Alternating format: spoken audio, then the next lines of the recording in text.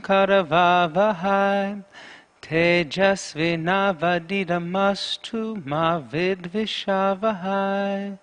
Om Shanti, Shanti, Shanti.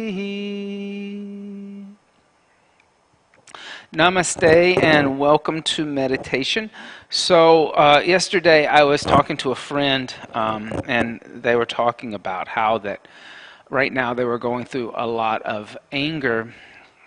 And I thought about, talking about these emotions that we experience: anger, sadness, fear, and talk about how that you should try to start relating to them in the yoga practice.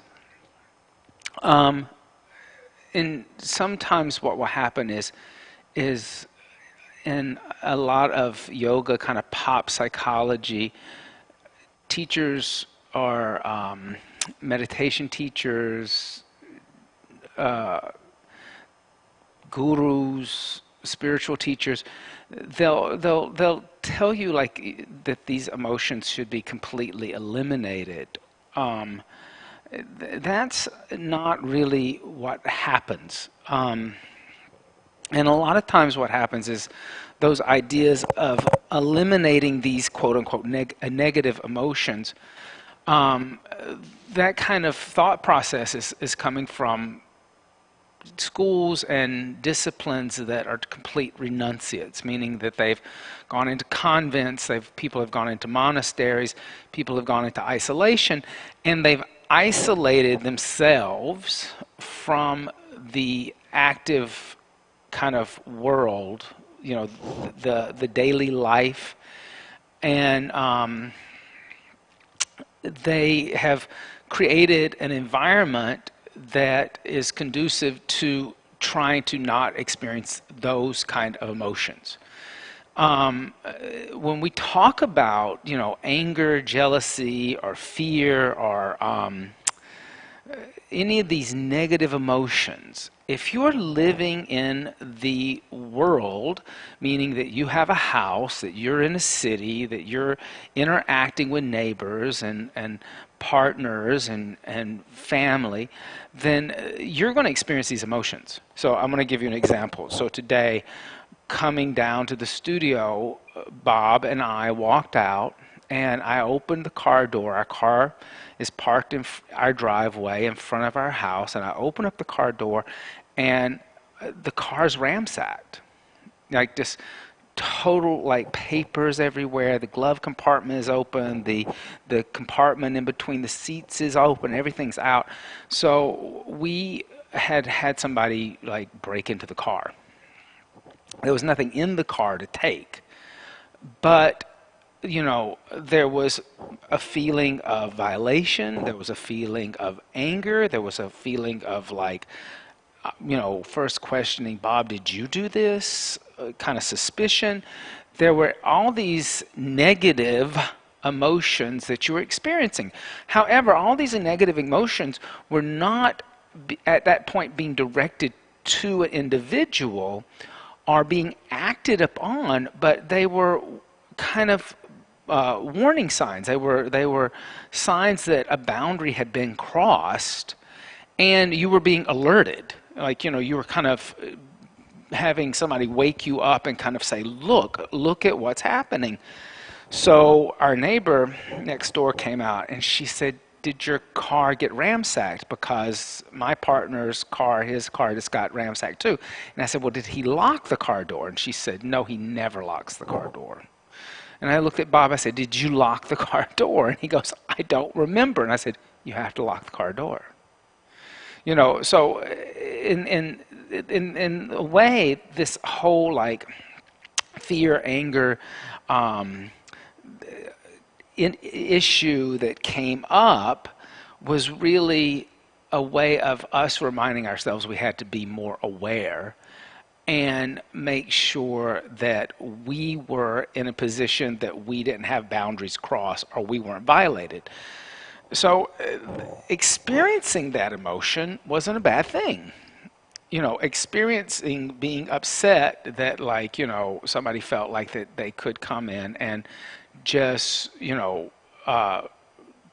open up and rob you, see if you had anything of value that they could take, was a wake-up call. Then the compassionate side came in when I looked at our neighbor, and I said, as with this going on, with the lockdown going on, with so many people losing their jobs, we're going to see more of this kind of activity. And she said, absolutely. She's a lawyer, and she was like, absolutely, we're going to see more of this. So then, compassion comes into play, and you realize that there are many people who are experiencing fear, anger, jealousy, this idea of feeling violated. They're acting upon it differently. So here, one person feels these things, and they go out and they start looking for cars that are unlocked to see if there's anything of value that they can take within them.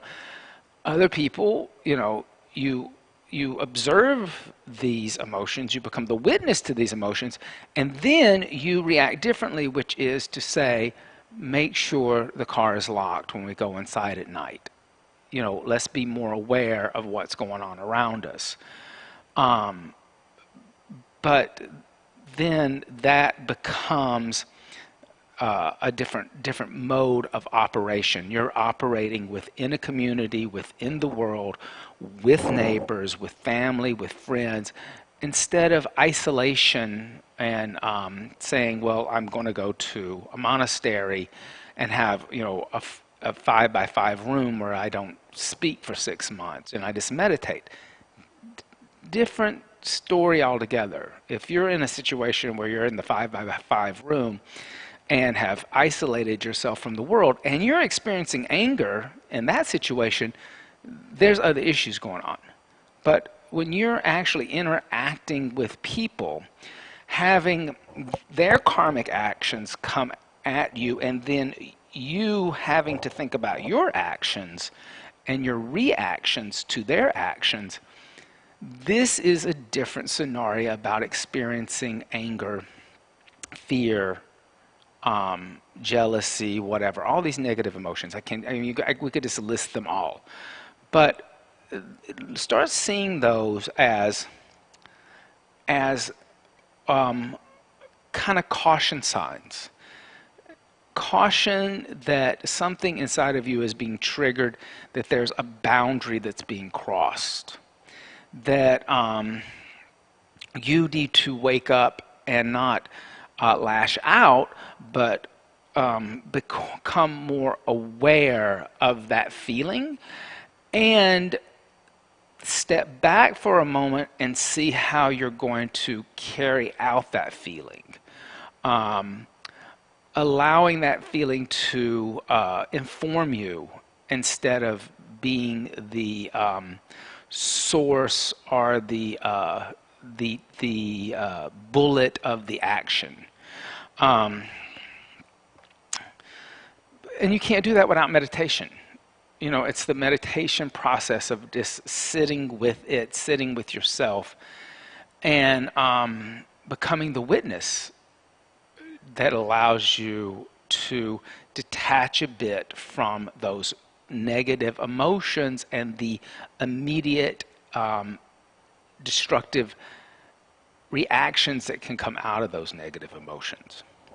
So taking a moment, finding a seat, just close your eyes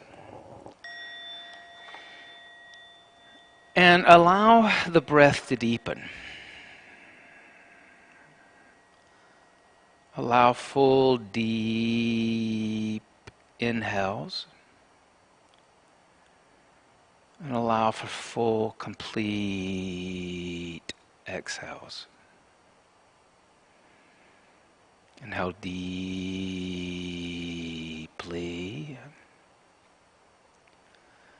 Exhale deeply.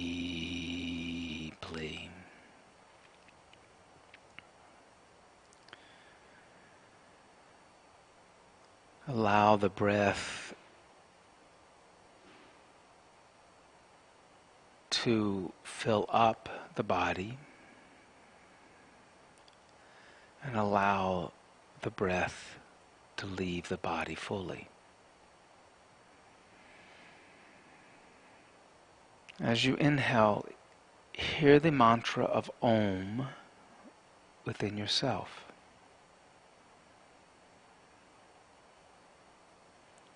And as you exhale through the entire extent of the exhale, hear the sound of Om within yourself.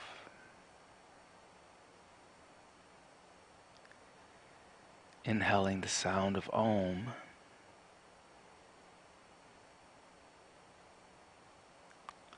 exhaling the sound of Om.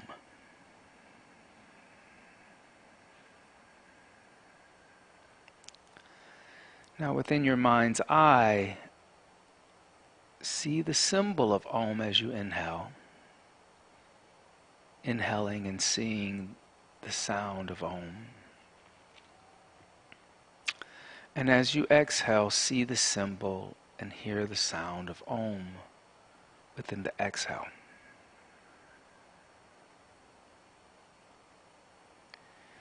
Continue that on your own, inhaling deeply,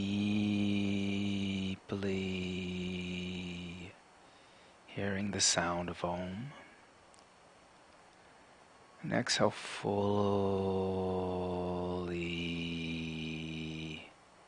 hearing the sound of Om.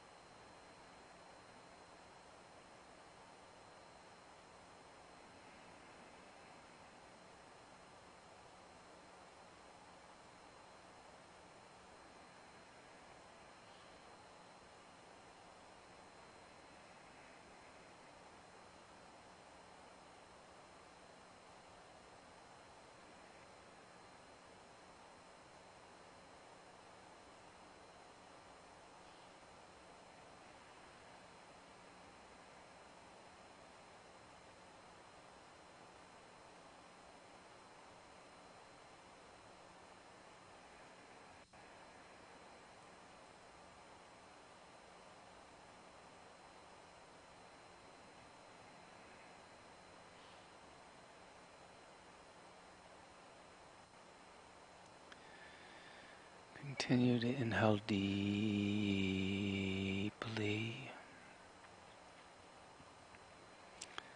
Continue to exhale fully.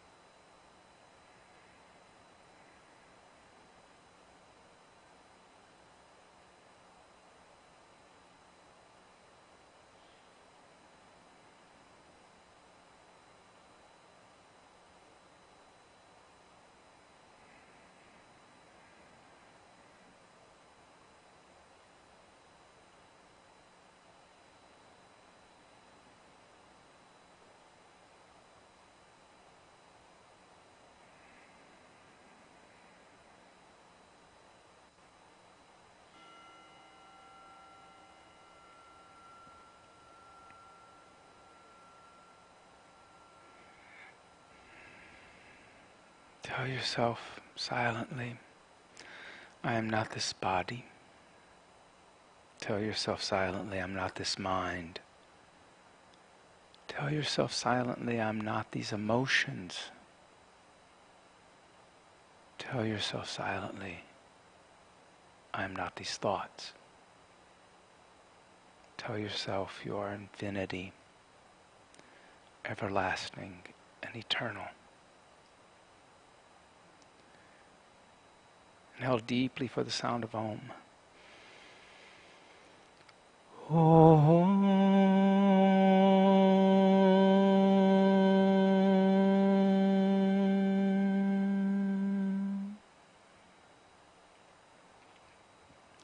Bring the hands together, rubbing the hands together, building heat within the hands. Bringing the hands over the eyes, allowing the heat from the hands to be absorbed into the eyes. Gently open the eyes. Bring the hands across the forehead, the top of the head, the back of the head, the nape of the neck. And then bringing the hands together in prayer, bowing down to let the forehead touch the thumbs. Giving thanks and praise for the teachings of yoga from the past, the present, and those that are still yet to be revealed. Om Bolo Sadguru Bhagavan Ki Jai. So, here again, the key even at the end of that meditation, I am not these emotions. It's not that you don't have the emotions, it's that you're not identifying with those emotions. You're not attaching yourself to those emotions. To experience those emotions, like I said, use them in a way that can start to make yourself more aware of your boundaries, but also your actions.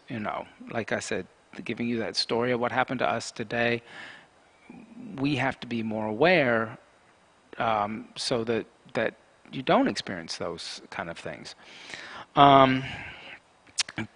Be love, and I will see you again on Monday.